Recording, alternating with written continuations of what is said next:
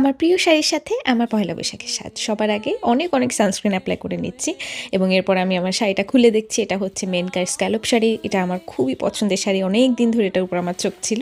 আর blouse হিসেবে আমি আর কিছু না পেয়ে এই টপটা পরেছি। আমি আজকে ফুল ফেস মেকআপ করব না, কারেক্টার এপ্লাই করে নিচ্ছি এবং কারেক্টারের পরে আমি সেটাকে খুব ভালো মতো সেটিং স্প্রে দিয়ে তারপরে ব্লেন্ড করব। এরকম ব্রাশে সেটিং স্প্রে করে তারপরে আর একটা হোয়াইট কাজল নিয়ে নিচ্ছি।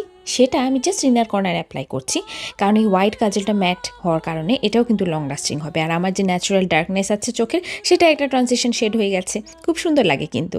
সেটাকে আমি জাস্ট একটু পাউডার দিয়ে সেট করে নিয়েছি। আর এবার একটা উইং আইলাইনার এঁকে নিচ্ছি।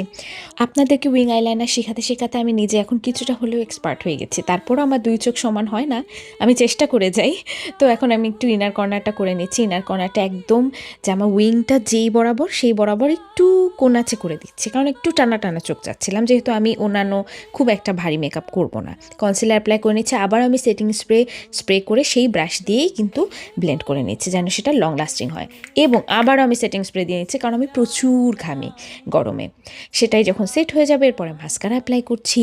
আর বাকি মুখে আমি জাস্ট পাউডার করব, আর কিচ্ছু দিব না, কারণ প্রয়োজনই নেই। যখন আমরা খুব সুন্দর একটা রেড লিপ করব তখন মুখে আনইভেন স্কিন টোন থাকলেও সেটা দৃষ্টিগোচর হয়ে যায়। আমি এই প্রোডাক্টগুলোর নাম ডেসক্রিপশন বক্সে বা কমেন্ট বক্সে দিয়ে দিব, কারণ এত কিছু এক্সপ্লেন করা আমি নিজে মনে রাখতে পারি না আমি কি অ্যাপ্লাই করেছি।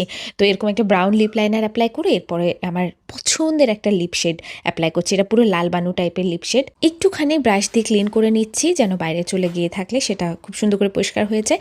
এবার আমার শাড়ি পরা পালা। আমার পছন্দের শাড়ি আমি পরছি। এটা আমার এত পছন্দের কেন, কারণ আমি যখন স্টুডেন্ট ছিলাম, মানে আমি ইউনিভার্সিটিতে পড়তাম, তখন থেকে মেনকার শাড়ির উপরে আমার চোখ থাকতো, কারণ তাদের শাড়ি কোনো সাধারণ শাড়ি না, কাপড়গুলো খুবই অসাধারণ এবং আপনি পরলেই বুঝবেন যে এটা একজন তাঁতি কতটা যত্ন নিয়ে বানিয়েছে। আমার সাধ্য থাকলে আমি মেনকার সব শাড়ি কিনে ফেলতাম। চুড়ি পরে নিচ্ছি এবং চুল তো আগেই করা হয়ে গেছে। আমি খোপা করেছি কারণ আমার কাছে মনে হচ্ছে এই গরমে আমি যে পরিমাণে ঘামি তাতে খোপা ছাড়া কোনো কিছু বাংলাদেশে থাকলে আসলে আমি করতাম না এবং টিকতোও না সেটা। এই কারণে এই লুকটাই আমার কাছে মনে হচ্ছে বাংলাদেশের জন্য পারফেক্ট। পরে যদিও চুল খুলে দিয়েছিলাম।